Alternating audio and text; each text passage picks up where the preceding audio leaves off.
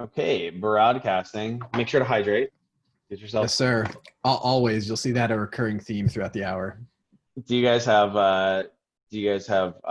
fancy pants chorus water bottles? um, as far as I know, we don't, but that may have been one of the What? things that just got like looked over when I was onboarding. I do know that with the new rebrand, we're getting all the swag kind of rebranded, and we've done a couple. Oh, We did a couple end of month spiffs with the BDR and the AE team for some of the new Chorus Patagonia stuff, and oh. that really upped the competitive spirits on the team. So I'm sure there's something in the works, even if I haven't seen it yet.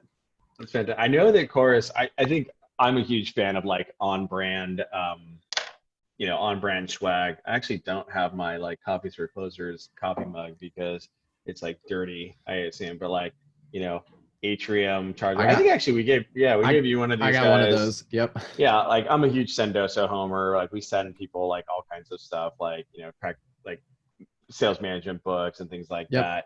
But I remember what Chorus was doing a lot of AirPods. Like what you want is you want alignment between like on brand and aligning with like the value proposition of the offering. So like we send out cracking the sales management code quite a bit Yep. because it's all about like data driven management.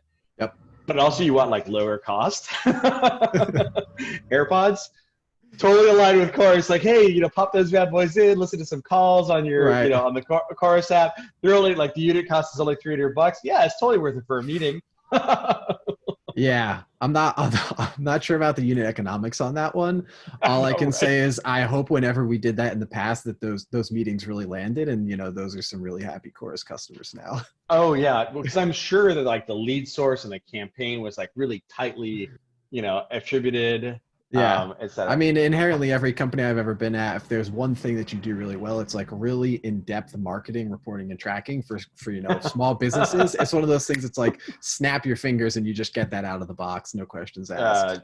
Super easy, super easy. That's funny. Oh, hey, folks. We'll get started in a couple seconds here. We have a couple of questions that people submitted ahead of time, but they're okay. Some of them were like, eh.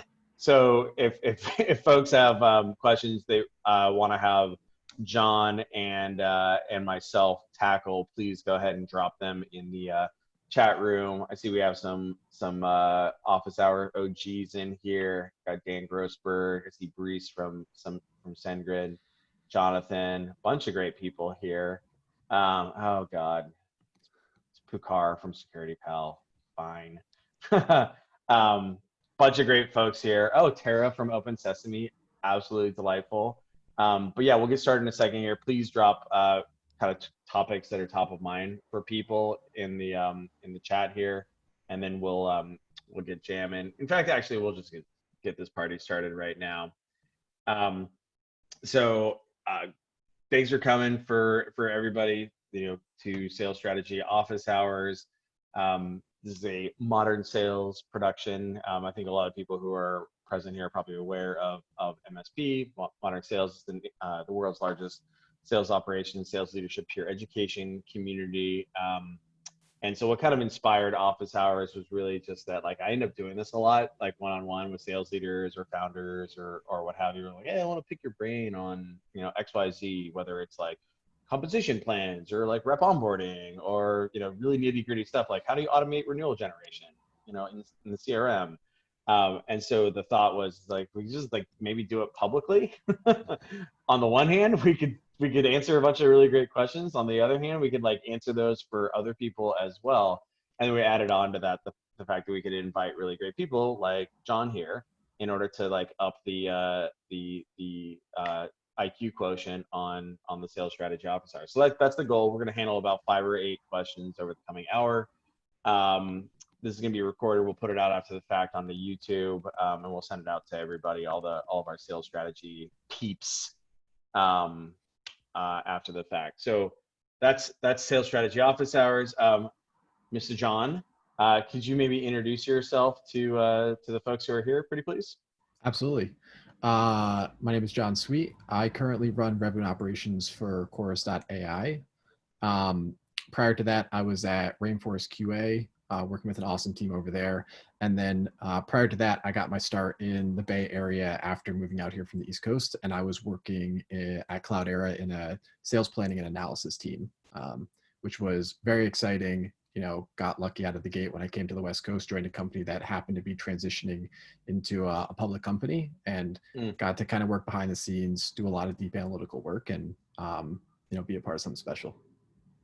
Yeah, and not right now, but John's a big skier, big outdoorsman. You were saying, John, you've been doing a bunch of road riding these days. Yeah, I bought a new Socially bike. distant.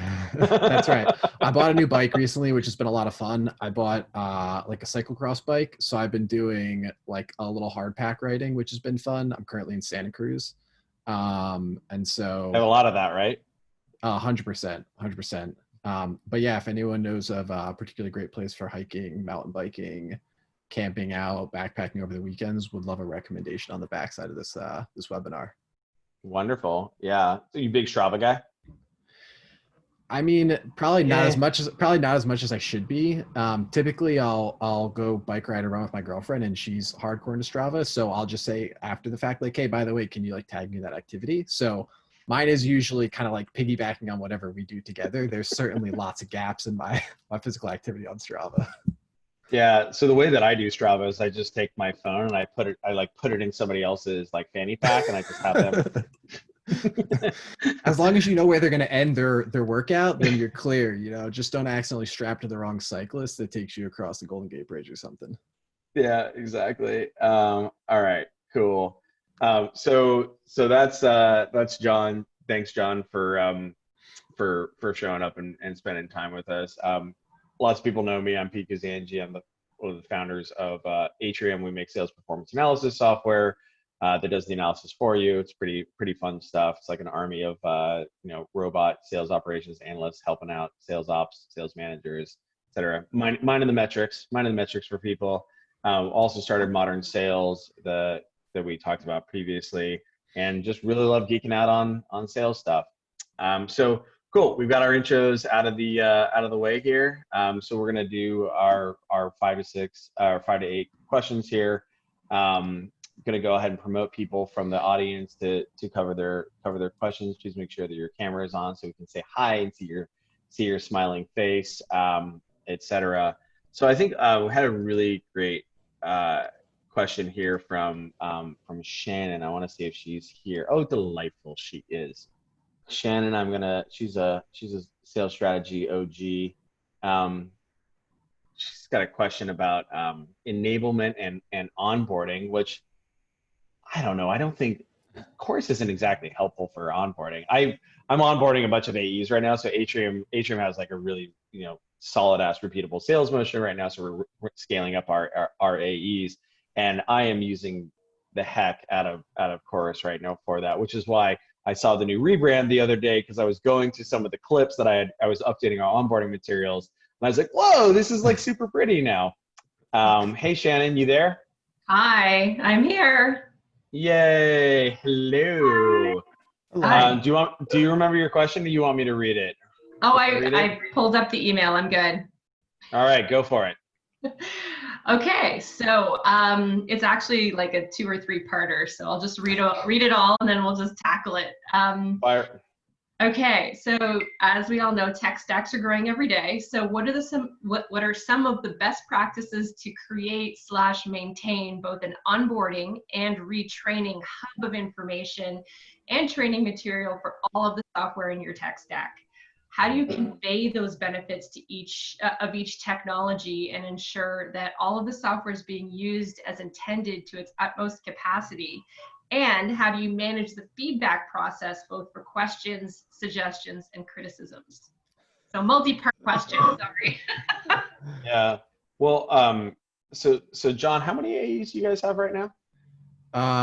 We currently hover right around 10 or 12. We're making a hiring push right now, so that'll certainly be growing over the next 6 months. Yeah. So like this is something that you guys have to contend with, and I can't remember if you guys have specific enablement resources there, but yeah, what's your thoughts on this? Yeah, so we're actually hiring enablement, and that will be a godsend for me personally.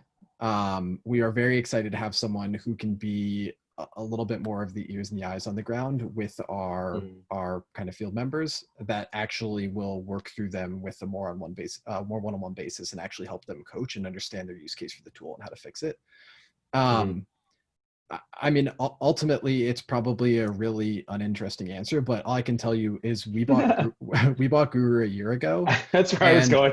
And like, there's something to be. I think operations, a lot of the name of the game is just leverage. Until you have enablement in seat, you can't dedicate a huge amount of your time, and so to some extent, you have to be really ruthless about documenting.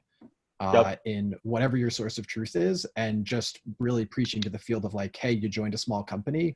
A lot of the expectation is self-guided learning. And so, operations and field members need to be able to meet in the middle and say, again, we're going to build the process. We're going to help build the use case. We're going to help define, how we really measure the success of this tool. Expectations for actual member of the fields is you adopt these, almost point blank and without question. And we're always happy to take feedback, obviously, but it is a very integral part of your job to stay up to date on how to use these tools, where that knowledge lives. And unfortunately, for a lot of companies, having dedicated resources to actually hold their hand through that process just doesn't exist early on. Yeah. And I think the, process, documentation, leverage, et cetera, key there. I think one thing that a lot of times people really screw up. So I'm doing this with 2 new AEs right now, and I have their onboarding curriculum. It's a Google sheet. It has 15 rows. Each of the columns are the humans, and then there's the dates, and then there's the what's been done, what's up next, and I'm reprioritizing and so on and so forth, right? So one component of that is software onboarding, right? It's its own line item. Cool, we're gonna get together and we're gonna go through our Salesforce instance, and these are our stages, and these are the different fields that will barf at you if you don't fill them out, right? And so I think and I think the challenge with software onboarding is that you can't just be bleh, and then expect people to remember it. I mean, the same is true with all onboarding, right? But I think what I frequently see is that people aren't super intentional about having that as part of onboarding. And so I actually talk about this a little bit in the onboarding chapter of Founding Sales, because one of the things that I found is you should never assume. And I saw this with SDRs as well, where here, let me just go ahead and grab the link and I'll drop it in here. With SDRs, they don't know how to send a calendar invite, right? They don't know how to write a business email. Bold the name of the person whose action item this is, right? This is how to use bullets. This is how to nest them. And so as I started thinking about that, it was what other things do they not know how to do? Oh man, they don't know Chrome keyboard shortcuts, Command T, right? Command Shift T for, incognito window, or sorry, Command Shift T for opening. And so I think the way to think about it is software is leverage. There's so many of the people who are on, at sales strategy office, I was that's our day-to-day, work is selling software to people in order to get them leverage. But oftentimes we don't think about getting our own reps to then use the software that it's going to give them leverage, because maybe we assume that they know how to use Gmail well, they know how to use Mixmax or Groove well, or what have you. So I think just making that a line item and then weaving that in throughout the training process, and I think it's just a culture of feedback as well. Because I'll stop in the middle of a call or after a call or whatever and be oh, okay, hold on, here, let me show you a trick. Here, click here, annotate on Zoom, okay, click here. Did you see how you can do this thing on Chorus right here? Oh, you didn't see that? Here, do it. Okay, do it again. Okay, do it again.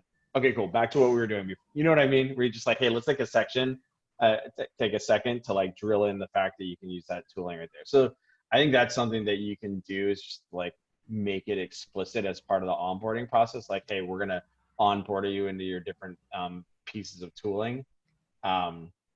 Yeah, that's something that Yeah, I would piggyback on that and say it's definitely a valid point that how you treat onboarding and ongoing education are really two completely different beasts. And Yeah. sinking heavy resources into the onboarding is something that can pay dividends really quickly with ramping people. Sinking heavy resources into kind of ongoing education when you're a smaller org may or may not be there. And so understanding like what are the really vital parts of ongoing education, it might be more geared towards like the strategy of the role as opposed to the pure operational and process portion of the role, and deciding how you actually want to invest your time there can be valuable. But if you're a team of one and you have a team of AEs that you have to onboard, like how do you fit that in and prioritize it? And get some sleep, at some point. Yeah, I think it just has to be, it's like a job to be done that has to be prioritized with everything else. And to John's point about leverage, like to the extent that you can get leverage with like good documentation. Yeah. Good documentation, such as then someone's like, hey, how do you do this? You're like, here you go, hyperlink. Hi, here you go, hyperlink. Hyperlink, read this. Actually, in fact, here's a little cloud app video of me searching Guru to show you how you could search on your own for this. Right? Cool. All right, thanks, Shannon. Thank you so much. As usual. Yeah. Okay, let's go ahead and I thought actually I was giving Pukar a hard time earlier. I think he has a really fantastic question here that'll be fun. Let's go ahead and promote Pukar. Oh God, and I forgot to have Shannon introduce herself. I'm fired. Yo, Pukar, you there? Yes, sir. How are you?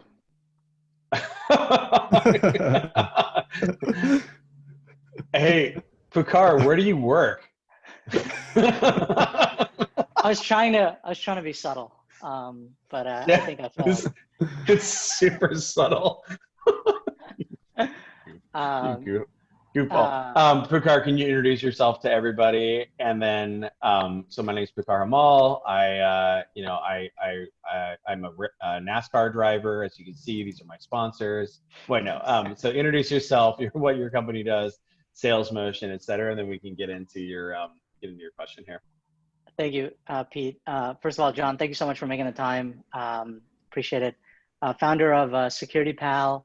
Our motto is, life is too short to fill out security questionnaires. So essentially for a lot of SaaS businesses, security questionnaires are like the bane of their existence. It's like a huge roadblock when you're getting deals done. So we've been fortunate enough to work with Atrium and a bunch of other companies to do that. One of the questions I actually had for you was, I saw your background at Rainforest. So I'm sure, you have in a very competitive market with Applause, Testlio, and now with Chorus, it's a pretty hyper competitive market as well.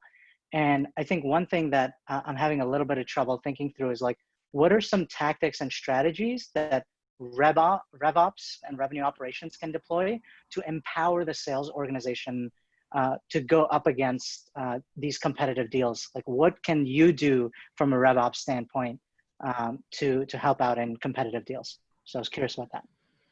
Yeah, great question. 100% right. Currently in a hyper competitive space and was previously. It's something we're actually talking about quite a bit right now. And so I think ultimately, to save you a lot of discussion, I'll just kind of tell you where we've landed is where we're investing a lot as a business in terms of revenue operations specifically is how we target the right accounts. And so if you looked a year ago at what we were doing as an org, we were using DataFox. DataFox is a great 10K tool for a lot of companies to get started on. And if you spend the hour to set up account scoring, you're going to be pointed at the same set of accounts that every account in the Bay Area that use DataFox is, which is VC-backed companies. Like inherently every company I've ever been at in the Bay, unfortunately, their account scoring points them right back at VC-backed companies.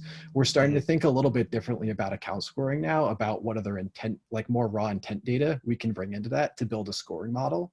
And ultimately, the way we're kind of thinking about that problem is, hey, if there's kind of an untapped market out here elsewhere, or if we can ultimately leverage our scoring model to more quickly pick up on accounts that are just becoming kind of warm to this conversation of conversation intelligence, we can actually get ourselves in deals that are non-competitive.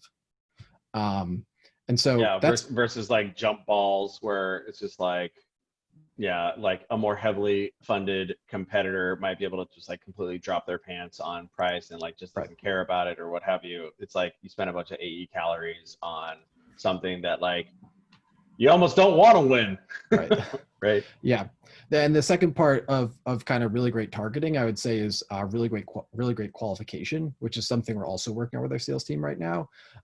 Ultimately, when you're in a competitive market, obviously it's table stakes to have competitive differentiation. Actually knowing where that is and really preaching to your AEs like, look, you could go into this bloodbath and you could try and win this deal purely on sales execution, but like, you know from your first 2 calls with this account that ultimately it's going to be an uphill battle for you because whatever, your competitor's already in that account, they've already laid landmines. The use case they're talking to is actually truly better served by your competitor. Figuring those things out quickly in a deal cycle and just outright removing yourself from that sales process is one of the things I think people are most hesitant to do, but can actually be one of the best things for your business in order to just really have an effective sales motion. Yeah, it's kind of like you want to win, but then the second best answer, like first best answer is a yes, second best answer is like a fast no, and then the third best answer, maybe like a close third best answer there is like where you get to say a fast no. Where you're like, you know what? Actually, why don't you guys go ahead and like, kick each other in the junk, and I'm gonna go over here and work opportunities that don't have a competitive situation. I think that's actually really. So I think that to summarize that to Pucar, it's kind of like in order to be good in competitive situations, don't get in them, right? Which I think is a totally fair answer, right? Versus like, oh my God, like everybody's chasing. Oh, so got a Series A announcement, a Series B announcement, and like right. Versus being more thoughtful. And I think your data point is a really good one because I think the problem is that usually people are just like not very thoughtful about data. Here, I'll drop the link from Founding Sales on prospecting in there, and think like, hey, can I just buy one data source that's gonna like rule them all? As opposed to thinking like, actually, what are the really good criteria that would indicate an organization that's just coming online, right? Like, so maybe for Chorus, it might be, the fact that somebody not just hired a sales enablement person, but maybe they actually have an open job rec for that person. Right. Because like that might precede this by 3 or 4 months and you can get in there. Like, I think that's phenomenal. Completely unsurprising that John would have a, thoughtful answer. My response to that, I'm a previous product marketer, by trade, commercial storyteller. And as Pucar would know, I just like emit slides, right? Just like, so I think the keying off of what John said around, like, know what your competitive differentiators are first.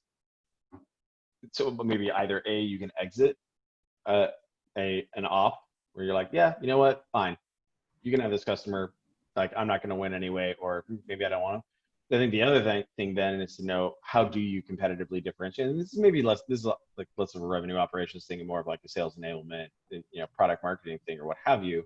But just one of the things that I find, and this oftentimes comes under the purview of revenue operations too, given the fact that we have to do everything, is that, like, if you hear like leverage, if you hear an objection more than once, create a slide for it. If like, a good example of the Atrium is like Atrium's a more modern version of like Insight Squared that actually does the analysis for you. And so like that big competitive differentiator with Insight Squared is like, hey, look, Insight Squared is really cool if you don't want to save yourself a bunch of time from like building a bunch of dashboards. But even after you've done that with Insight Squared, somebody still has to use their eyeballs to go look at it, right? So the message there is like our anomaly detection and like the analysis being done for you is the differentiator. So AE, focus on that. If you have IS2 in a deal, then focus on that, and that makes it such that like they're guiding the conversation in the right direction. Not only do they know that from a talk track standpoint, what have you, but they have like a pretty little slide with it, they can point the various things out. And then of course, just do that on a competitor by competitor basis. You don't have to do them all. Just do the like 2 or 3 that show up really frequently. The other thing that I love, it's so much fun, another Chorus use case is bounties. So I have my AEs. I pay bounties on my AEs getting competitive shit talk from prospects. So like, hey, in discovery, they're talking about, rep performance analysis or whatever. And like a competitor will come up and they'll be like, yeah, so how's that working? And then the person will just go and go and go. Oh, it's, no one pays attention to it. Like it's too hard. It's always broken. Da, da, da, da, da, da, da. We're like, oh, yeah, totally. Clip that in Chorus. So I actually have a Google Doc of all these Chorus clips of essentially just like massive shit talk on, competitor number 1, competitor number 2, competitor number 3. And I just pay bounties, like $50 Uber Eats gift cards to AEs. Just not because it's just like they're going out there looking for it, just like keeps it top of mind. It makes it kind of fun. And so as a result, if somebody's like in a competitive situation and be like, oh, okay, like here, would you like to hear? That's obviously what we do is like, clip out what the person looks like. So you have audio and you potentially could use that, to be like, hey, like, don't trust us. Here's some commentary on it. Actually worked really good in fundraising as well. When people are like, so what about, so-and-so that's raised $100 million. And then like you play 10 clips and be like, oh yeah, that's bullshit, vaporware. Yeah. AI. Sure. Et cetera, et cetera. So like, thank you, Chorus, for that use case. So, Pukar, any thing to follow up on there? No, that's great insights. It seems like very much like have the blue ocean strategy in mind. Like there's plenty of opportunities out there that you can go into. Do you have any like good examples? I don't know if I've ever heard any good stories of somebody like last minute like stealing a deal, or like somebody else was like deep in talks to. Does that I know like sometimes like AEs or salespeople will beat their chest about how they like stole a deal and stuff like that, but like I don't know if that like happens all too often. Like, do you find that happening often from your experience at like Rainforest, or like what you're seeing right now at Chorus? I mean, yeah, in my opinion, it happens all the time. I think a lot of it depends on the industry you're in. If you're selling, if you're doing massive implementations like on the engineering side and you're ripping and replacing the infrastructure, it's very unlikely that when you're a month or a year into a sales cycle, someone's going to come in and pull the rug out from under you. But when you're looking at more transactional sales processes, I mean, yeah, all the time people change their mind. I mean, the best thing you can do to protect against that is obviously some of the things Pete just alluded to, but also just get executive alignment early on for the deals you actually care about. That's great. Thank you so much, John. I appreciate it. It's here. Awesome. Great to meet you. I just muted you, Picard. Sorry, my bad. I meant to kick you out, and instead I just made you quiet. Hey, see if you can get a designer on the virtual background there, okay, Tiger? Or actually, maybe some logos on your jacket. I should wear a green screen. Yeah, that's right. We're huge fans of Security Pal at Atrium because it does save our ass on security reviews quite a bit. Later, Picard, good to see you. Alrighty, tidy. Let's see here. Looking for another question here. Oh yeah, I think Jonathan Soroka has a great question here. I'm going to go ahead and promote him to a panelist here.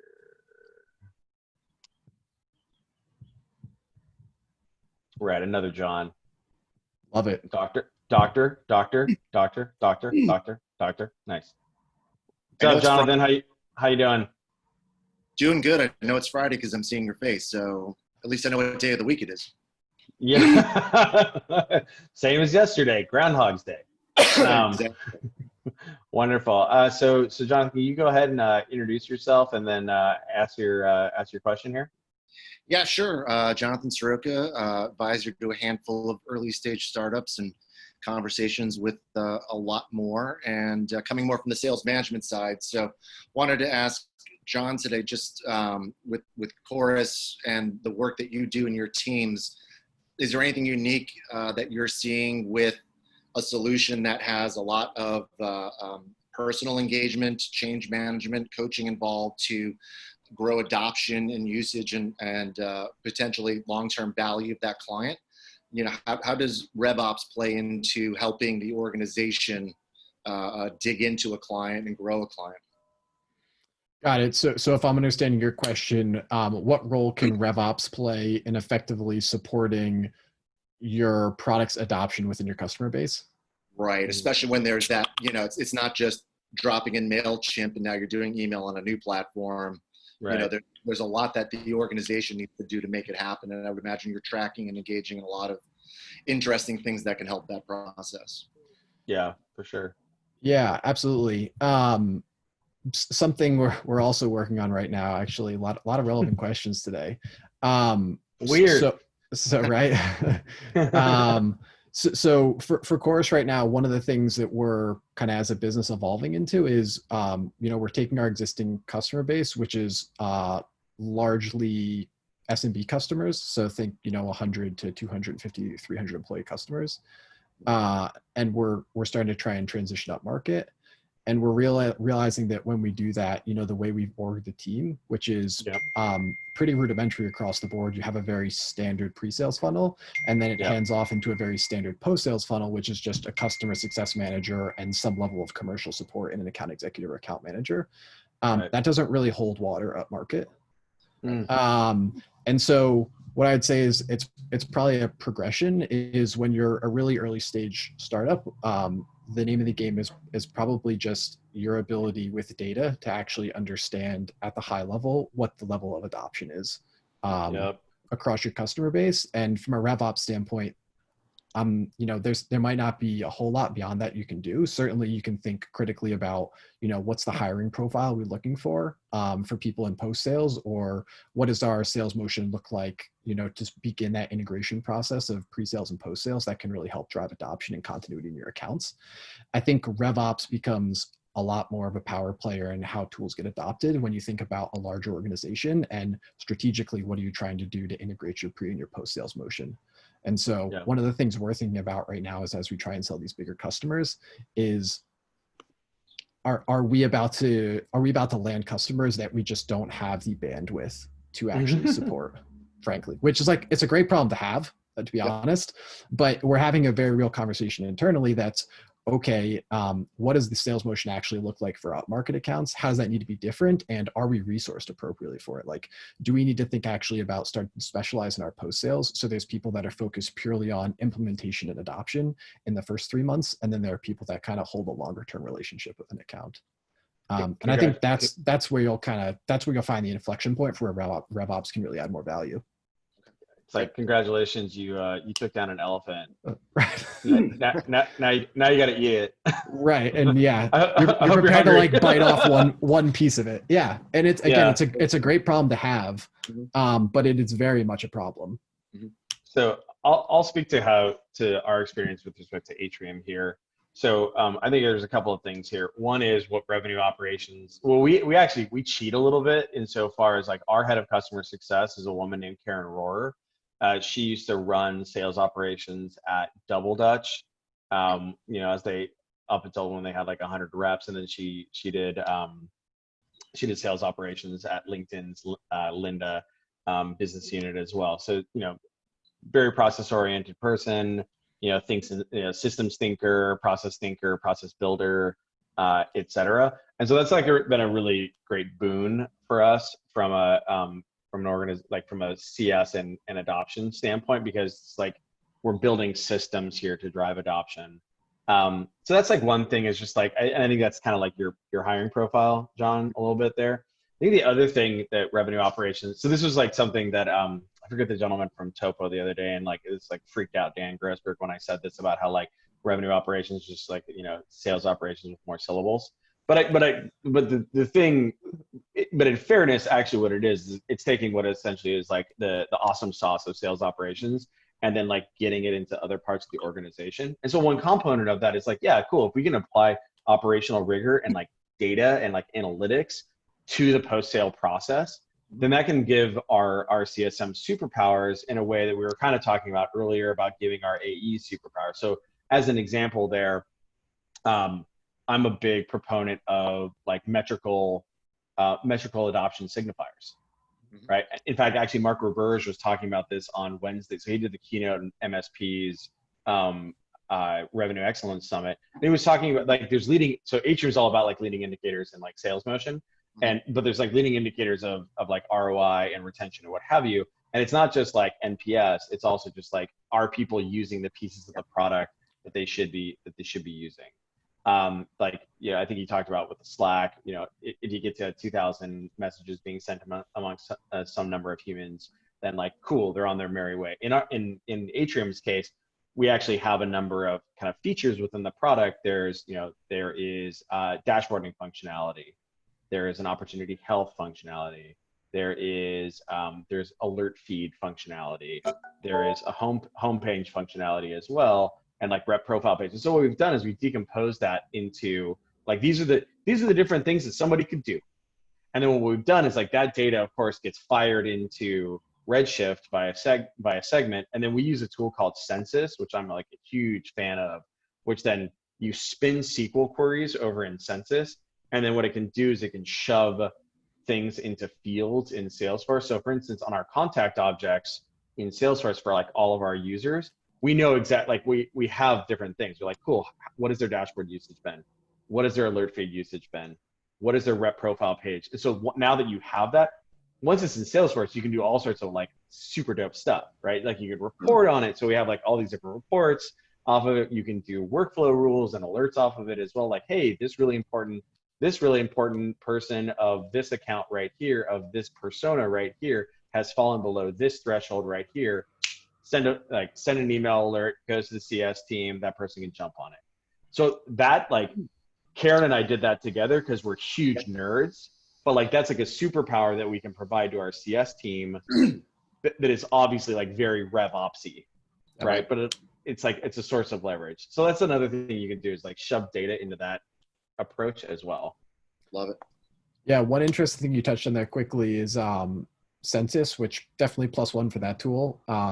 That's a key component of it. Another one that's been really valuable, and I know has saved some accounts for us at multiple companies I've been at, is actual just tracking of churn of your champions within accounts. And there's a huge number of tools that can do that, but definitely getting something like that plugged in early and just leveraging 3 or 4 contact roles and make sure all of them are tracked, that is well worth the cost of whatever the 5 or 10K tool that does it is, and will 100% save you accounts.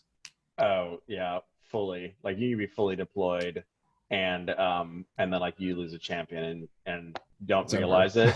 Yeah, it's like crazy.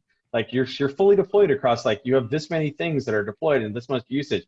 Yeah, but so and so went to school with so and so, and like they took him to President's Club, and I think they actually have nudes of him that might end up on on the internet. So like, of course he's gonna churn, right? Wonderful. Well, Jonathan, fantastic to see you as usual, and have a great weekend. Okay. Thank you, guys. Cool. I think actually Imran had a fantastic question here that I want to go ahead and promote him. Imran, are you there? Since we're on the topic of CS and enablement, let's see. Hey, there he is. Hello, how are you? Hey, I'm doing great. Been a big fan and listener of the Car Talk awesomeness that is the SSO. And so Mine is Click. I'm Clack. Yep, absolutely. Long time listener, first time caller. Wonderful. What's your question, man? Or sorry, introduce yourself and then what's your question? Sure, absolutely. I work in upstate New York, custom software development company called Global Cloud Solutions. We essentially just help people make Salesforce suck less for them. We do a lot of stuff with Heroku and custom web applications and system integrations. But what was interesting to me, and the reason why I wanted to ask this question. Imran, I think we lost your audio there, buddy. And I wanted to kind of explore that relationship a little bit more, especially, I'm sure John and everyone on the call may have had kind of horror stories of like when sales has been really, big on having those close won opportunities, and then they just kind of get thrown over the fence to CS, and then CS is like, oh my God, like what is happening? Why did the salesperson promise all this stuff, and it's stuff that we really can't help with. I was actually listening to a podcast with Meg Holsinger, who's a CS rep for sales, and she was talking about with a lot of her previous experiences, jobs that she's had, in order for the sales reps to actually close an opportunity and mark it as close won, they had to answer a couple of questions on behalf of CS, and there had to be that strong alignment between CS and sales. And I wanted to ask John if you have something similar in Chorus, and is that something that you would advise, either SaaS companies, other companies, to make sure that alignment is really strong? For example, CS might ask, hey, person, is there anyone else that we should be aware of that was involved in the conversation of the discussion regarding this opportunity, just to make sure that there's that strong alignment and strong handoff happening between sales and CS. I welcome your thoughts, and thanks again for allowing me to ask the question. And I'm a big fan of the SSO, and I know that a lot of people who are speaking, they have a great time. But honestly, being as an audience member and connecting the audience members, it's been a really great community that we're building within SSO. So I want to give you a special shout out, Pete, for everything with that. So thanks again. John, what do you got, man? CS handoffs. Yeah, I mean, I guess first of all, like I think a lot of the things you discussed, 100%. Like there's just certain things that are table stakes for handoffs at every level of the business. You alluded to them there, which is there needs to be buy-in from customer success of what they feel like they need to know about a prospect transitioning to a customer in order to make them successful. And so, agree on whatever those fields are, whatever those data points are, and absolutely make them required from your account executives. I think kind of the second thing I would say is, as much as possible, and a lot of this comes down to ultimately bandwidth of both your pre-sales and your post-sales teams. But you want to make sure there's an actual handoff where both representatives from the representative from pre-sales and post-sales are actually talking to the customer at the same time, saying that my CRM is going to be perfectly sufficient for the information I put into there, and my CSM can get on a call without actually getting a formal handoff from my account executive, and is just going to take it from here and be successful is probably lying to yourself. And so, in the same way, everyone's kind of established at this point that the best way to hand off from an SDR to an account executive is to actually get the SDR on the first call with the account executive, make the introduction, kind of tee up the actual conversation that's been had to date, and make sure that AE then can run the call successfully. Think about your pre-sales to your post-sales handoff as mirroring that in a lot of ways. And then the last thing I would kind of caution against is the more you can start establishing that relationship where there's like mutual ownership at that handoff between pre and post sales, and your CSM team is actually involved in your larger customers in the latter half of that deal cycle, you can make sure your sales team isn't actually overselling, which is something every company I've been at falls unfortunately circumstance to. And so, that's there's no cut and dry rules for, how to prevent that or how to handle it, but having your CSMs actually involved in those deals as they get into like a true evaluation or a procurement stage and making sure they're aware of it can at least get them a little heads up for what the salesperson is starting to promise this customer and when they ultimately get to pass it off to the CSM. Yeah, for sure.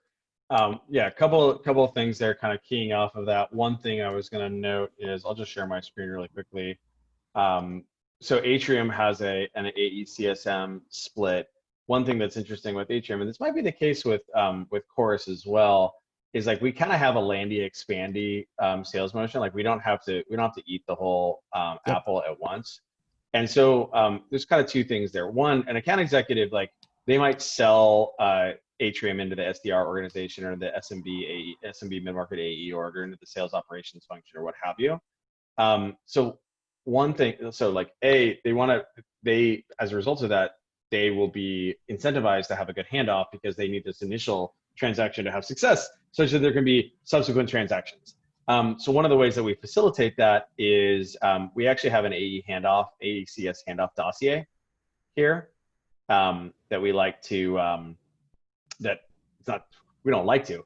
AE's got to fill that out, right? And so after they close win a deal, they're expected to spend a half hour to an hour documenting that, because if you think about it, like, you know, what do we normally have? Like, oh, close one notes, you know, and so you could potentially do close one notes and then like broadcast it in order to make it such that there's like more accountability on that. But usually close one notes are not about like disco and use cases and so on and so. You could be, and you could like popularize that, and you could potentially put a template around that. But oftentimes it's kind of like, this is why this is awesome, and everyone's like, yay, super great. And so what we don't want to do is like lose like why they bought, who the stakeholders are, what the maturity level is, who's, you know, who's a potential detractor, all those sort of things. One of the things, but I totally agree with you, John, that like putting stuff into text and then expecting somebody else to read it is potentially a little bit dicey. So what you want to do is like, you have them put it into text in order to coalesce their own thoughts. You then have the other person come in and they go through the text together. And now you've really guaranteed a Vulcan mind meld there in a way that's not gonna, like, you're not gonna have shortfalls. I think another thing that you can do is, in fact, just yesterday, we had this for our AEs. So we have 4 AEs, we got 4 CSMs. We're gonna probably be going to like 20 and 20 each through the end of next year. We call it the go-to-market team. So we have a sales alias, or sorry, an email alias. It's GTM, right? We actually just had our first go-to-market team meeting yesterday. Just like monthly meeting. Like obviously our operational rhythm, we have a weekly sales team meeting, weekly CS team meeting, and like, you know, people want to be involved in those. But we have like monthly go-to-market team meeting where we can like hash out, like have certain alignment things, what have you. So those are just kind of like operational things that can end up being very helpful. So if like that dossier that we were just going through, we actually identified some bugs in it as a result of that meeting yesterday. So the meeting had an agenda item, which was handoff, and we talked through things. We're like, oh, you know what would actually be really great is if you could note X, Y, Z. And we're like, oh man, we didn't even realize that was like an important piece of information that was missing and causing you all this like pain in the ass to go like hunt down. It's super trivial. And then moreover, I then went upstream even to that and like modified some implementation documentation to make it easier, such like data captured here, such that it can just easily be copied and pasted into there. Super trivial. It took like 3 minutes to update the documentation, but it was generated as a result of that alignment meeting. So yeah, don't underestimate. I think it's kind of related to what you were saying, Jen. It's like, don't underestimate the power of like actually like synchronous communication, right? 100%. Wonderful. All right, let's see here. Got another question here. I think actually,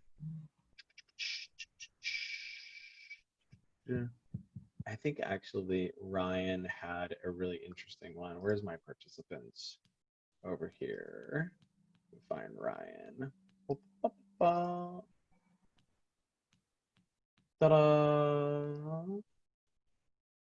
Something on product-led growth here, and then ops per rep, which we might be able to get into both just because we don't have a ton of questions right now because people are kind of being sleepy. Ryan, what's up? Hello. How are you? Hey, John. Great. Good afternoon. Thanks for putting this on. You bet, man. So you could just introduce yourself really quickly and we'll get into your product-led growth question. Sure. And Pete, which question did you prefer? The product one? We'll just start with that one. I think it's potentially pretty interesting as relates to Chorus and Atrium, I think. Yeah, I think so too. Yeah, so Ryan Chisholm, Director of Sales, SensorUp, a 20-person IoT company based in Canada, 2 offices, a team of 20. So we've got a pretty interesting stack with probably 20 different tools. And Chorus is one of them. I'm a 4 times Chorus champion installer, I guess. Yeah, going way back to 2016. So anyway, the question is, I struggle with our founder and our CEO, and they're thinking old school in terms of you sell big deals to the enterprise and you start at 100,000 and they don't get smaller, and they don't pay, they don't get to try the software. And I've been trying to introduce the product growth idea of, hey, like we have this platform, we could do some sort of see, try, buy. So how do you think about the two sales-led growth versus product-led growth, and how might you go about approaching this challenge that I'm facing? I think John's like seen all sorts of radness here, like Cloudera, right? Super easy to adopt. Right? So you got Cloudera, and then Rainforest is not like you just like, just try it out. Just replace your QA infrastructure. It's no big deal. And then Chorus actually is really interesting because like, I mean, there's definitely single player utility like crazy pants in Chorus. So yeah, what are your thoughts on this? Yeah. I mean, all three have been, certainly their own beasts. I think what's interesting about Chorus, which you just alluded to, is the idea that there's certainly like an individual user can find value in Chorus, but actually the real value is more in the network effect, which is when you have your entire go-to-market team on it. In theory, I get introduced into an account 2 years after it's been a customer, and it's very easy for me to come up to speed on it quickly. So, it's both sides of the coin there. I mean, ultimately, without a high level of familiarity with the product, it's hard to say exactly. Unfortunately, it the nature, depends. there's no perfect answer. The nature of the beast at Cloudera was truly that there's a very limited opportunity to actually get into customers if you're not basically signing on with a CIO for digital transformation. That introduced a lot of complexities into the business, how you manage it, how you grow it. In the case of Rainforest and now Chorus, we were lucky to have something that's more akin to like a land and expand model. Even Rainforest itself, since you were thinking about transitioning from QA software, which is largely stuck in the year 2000, and then Rainforest, which is like a web-based application where you can kind of submit tests into the crowd and return results back. There was still, even though it's a little bit more antiquated of a service, there was an opportunity to at least push a newer sales motion of the kind of see, try, buy mechanism you're talking about.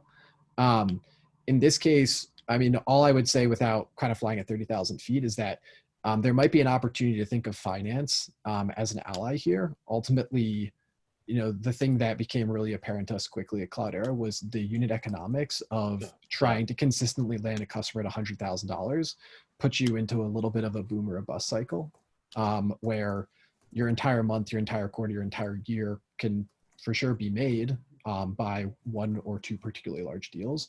It can also go the other way by one or two large deals. And so you could pitch the transition to, hey, how do we actually roll out a product and a sales motion that's more in the see, try, buy mechanism as an opportunity to introduce predictability into your business.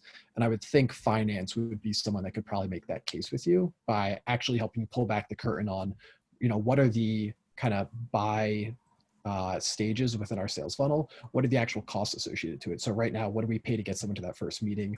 What do we pay to get someone to the kind of true research, discovery, evaluation phase? What do we pay to bring someone to procurement?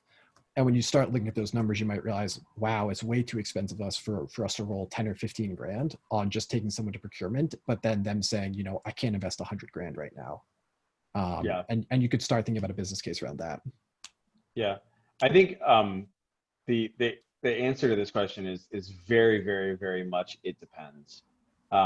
Because by the way, like product-led growth, actually I kind of don't love the term. I like easy in as a way better term. I know that like OpenView is like branded PLG or whatever, but the problem is that it makes it feel that it's like there's a hands-off component to it, which I think is like a terrible thing for people to think about, because what it does is it puts this huge pressure on the product in order to like drive value realization. Like it turns out that's a lot of like engineering and product calories versus like maybe just a sales motion innovation, right? Or a pricing innovation where you can make it like, I really love what John just said there about like getting to 15K, like getting 15K of cost into a deal. And then someone's like, yeah, we can't do 100K. Okay, well, can you do 20? Can we like slice things up such that we can like get some utility out of the solution? We don't cap our upside in the account. I think those are important things to think about. So again, less familiar with Sensor Up, right? Less familiar with exactly how you guys go about these things, but it can actually be a really competitive advantage as well. So like I'll use Atrium as an example. Atrium takes 5 minutes to set up. So most of the times organizations aren't doing like they think about having like a meaningful sales performance and analysis harness, like vis-a-vis Tableau or Looker or whatever. And they're like, oh, I'll get to that eventually, but they know that it's such a pain in the ass to do. And so like they just forego. And so what we've done is we've invested very heavily to make it very easy. Now it's not self-serve. It's not self-serve. It's sales assist. So our AEs show up, they do disco. They say, hey, yeah, it looks like you have a bunch of use cases. You have a bunch of AEs who are ramping right now. You haven't gotten around, like you don't have BI implemented. You haven't, like your Salesforce dashboards are in disrepair. Why don't we just turn your data on? We can kind of see what's going on with it. It takes 5 minutes. Oh yeah, that sounds great. Let's do it. And I was, whoa, this is amazing. Here, take my money. And so like, but it's not Dropbox. It's not Yesware, etc. And so I think that can be a very like short of like being pure product-led growth. You can have versions of that, even with like a heavier thing, right? Like I imagine, and I think the way to kind of think about it, and this is like a pricing thing, how can you like unbundle the offering or like take a smaller bite? So like Sensor Up, maybe it's for like putting the IoT stuff onto machines, let's say, or whatever. Okay, well, rather than doing the whole like implementation, can we do a machine, right? And like, and start demonstrating utility there. And then like at that point, they're like, oh wow, this is like super rad. Yes, I'd like to see more machines. So it can sometimes just be it can be a sales motion thing, not necessarily like an actual product thing. John, did you have something else you wanted to add? Yeah, no, I mean, 100% aligned with that. I think being able to decouple sales motion from a product that's just so seamless that people naturally want to eat more once they're on it is an important distinction, because especially in early stage startups, putting the onus on your product team to build something that's seamless it's going to be difficult, to say the least. Yeah, and I think the problem is that people see this stuff through like TechCrunch, where they're like, "Oh my God, Notion! It's so amazing! It just like grows crazily." Or like, Slack. Do you know how long they've been working on that product? Like Notion's like 6 years old. Like people don't realize this. Like Airtable's rad, right? Do you know how long they've been working on Airtable? A really long time to get to that. So to think like, the number of engineering hours that are in the in the product in order to facilitate it is like actually super wild. So like don't get it twisted. Like, oh, it's super easy to do, which is why product marketing or sales motion innovation or pricing innovation can actually really help with that. Okay. Last question here, Ryan. You had another good one on ops per rep. You want to talk about that? Oh, right. Yeah. So just thinking through the different op sizes and, from a $5,000 Visa card opportunity all the way up through to 100K POC or phase one through to multi-$100,000 enterprise field rep, 2 or 3 ups at a time. So how do you think about the thresholds where you're saying, oh, this rep has too many opportunities, they're managing 40 opportunities, we need to hire another rep. There's just too many there. And I'm aware that I think Atrium has that sort of, there might be a decision matrix that might help with this, but so just looking for how the both of you would think about that. Mr. John, what's your thought on that? Yeah, so in terms of like varying deal sizes, obviously within a single business, as much as possible, you'd want to have some level of segmentation that's putting your reps into a predictable scenario for a lot of reasons, but this is certainly one of them. If you have an AE that on any given day is asked to sell a 20K deal or a $1 million deal, that's going to make this specific exercise difficult, and it's also just going to be a difficult job for that AE to work, kind of swinging back and forth between the extremes. To the extent that you can get something that's more predictable, I would think about it as it's kind of a maximization problem. So one of them is, how many deals do they need to be working at any given time based on your cycles and based on your win rates in order to get to 80% of their quota or whatever kind of internal benchmark you put for success on attainment. And then the other is throughput, which is how many deals can they actually manage. And I think the best way to think about throughput would be look at your sales process on a stage by stage basis. Take the part of your sales process that is the heaviest lift and say how many deals can they basically do at that stage at the same time. And so for us, we know it's in our upmarket accounts. When you get into an evaluation, if you have to go in and meticulously train a large number of people on the platform, you can realistically manage one or two of those. And so that's a focal point in the business right now of how we unblock that to basically help this maximization problem get a little bit more right-sized. Bottleneck, focus on the bottleneck. Always. Just the goal. Always. Where's Herbie, right? Remove that constraint. Yeah, so I think that's 100% awesome, John. I love how you honed in on like the actual constraint, like the actual Herbie in the process. I think maybe a less sophisticated way of doing that is you can also just kind of like do time and motion as well. I love how John was talking about worst case scenario, where it's like, cool, if you end up with like multiple things in the stage, are you blown out? Does it essentially break all your other ops? We had kind of a similar thing where like account executives at Atrium, like they'll do disco, they'll turn on somebody's data. There's usually like an hour or two of like knob turning behind the curtain. But like it turns out that like if you're on fire and you have a bunch of like really good discos, people are like, that's rad, let's turn it on. Like you can all of a sudden be like, oh no, too much of a good thing, right? And that's where my job shows up. I'm like, sales engineer of last resort. Yay, I know what I'm doing this weekend. So that's the overflow. And then, but I think what's interesting about that then, as John talked about, is like, hey, how do we alleviate that? One thing might be through better process, but also another thing might be get through better product, like automated setup, blah, blah, blah, blah, blah, et cetera, et cetera. The less sophisticated version of this is probably just more of like a Frederick Winslow Taylor kind of like time and motion. Like understanding, saying like, hey, cool, all right, we got 50 hours in a week, right? Let's break down a deal into like what it takes. This is why John's saying like, it's gonna be hard if you got like SMBs and mid-market deals and like, and enterprise deals where like the motions are different. But if you can say, hey, here's our mid-market, our mid-market rep, it turns out that like in general, they're gonna be having like 3 or 4 meetings with this many stakeholders. We know that our conversion rate, like this many first meetings turn into this many second meetings. So in general, like we can expect, and I just chatted a AE utilization calculator into the chat room here. In general, we can say we're gonna have like, this many customer facing meetings per op. So essentially it's like, hey, a new op comes into somebody's pipe, you have now burdened this amount of like calendar space for that on average. So now what you've got is, again, it's just an assembly line. So we know how many like, chocolates are coming onto the front, right? And we got Lucy and Ethel partway down. And so like, this many chocolates coming on means this many like, this many wrappers, right? This many meetings. And so we know if we have like too many chocolates coming down, coming into their pipe, they're going to be hosed, right? And so then what you can just do is then meter that. And so this is something that we do a lot with our customers and also with our AE team.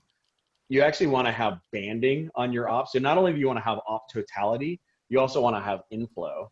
So like how many new ops are showing up into someone's pipe on a monthly basis? Like can't be 0, irrespective of whether or not their pipe looks good, because their pipe's probably bullshit, right? And then moreover, if it goes to 0, even if their pipe looks good, guess what's happening in 60 days or 90 days? That echo will show up, right? So you got to make sure that there's inflow happening. We also want to make sure there's not like the AE's not being like waterboarded with opportunities as well. The last thing, so that's like modeling. The last like really tactical thing that you can do too is instrument like quality of pipeline management. So some KPIs on that are like untouched opportunities, time between touches, stuck ops. This is another thing that you can instrument and then put goals around. You can say, look, I get you might have 5 untouched ops, or I get that you might have 10 untouched ops, depending, like if you're an SMB rep and you say maybe you have 100 open ops at any given point in time.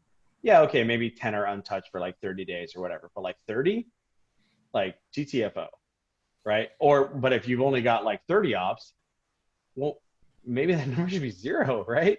And so just instrument. So then what you can see, and this is something that we messed up at Talent Band, where actually Pukar was an SDR, where we like our SDR team got so good at creating demos for our AEs that our AEs were like running out of the sales floor to like getting off a call, running off the sales floor to like take a leak, running back and like, on to the next one. Of course, they didn't have the time to do follow up and like, take their notes, et cetera, et cetera. So what their untouched opportunities KPIs look like?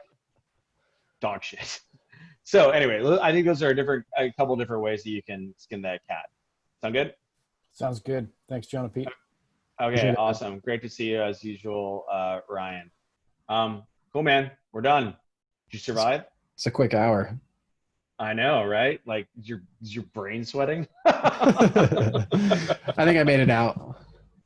You made it out. Yes. Well, you were fantastic. Thank you very much. For everyone who's still here, for people who are watching online on YouTube, we're going to package up this recording. We're going to send it out to everybody. Do this every week. If you're not a member of Modern Sales, go ahead and go to modernsaleshq.com and check it out. If you don't have a conversational intelligence tool deployed right now, I love Chorus. My Chorus instance is so old. It has like, my Chorus note taker isn't called Chorus note taker. It's actually, it's my domain string. So I have like, but because my Chorus instance is so old, it's like sub 100, Right. like UID. Like I have like all sorts of like fun, like Easter eggs in it, but like I've been a Chorus guy for forever. It's absolutely fantastic. And obviously their go-to-market team is dope. So we're super glad to have you, John. Really, really appreciate it. So check that out. Otherwise, we'll see you guys next week. Okay. Cool. Appreciate it, man. Okay. Bye, John. Have a great weekend. You too. Later.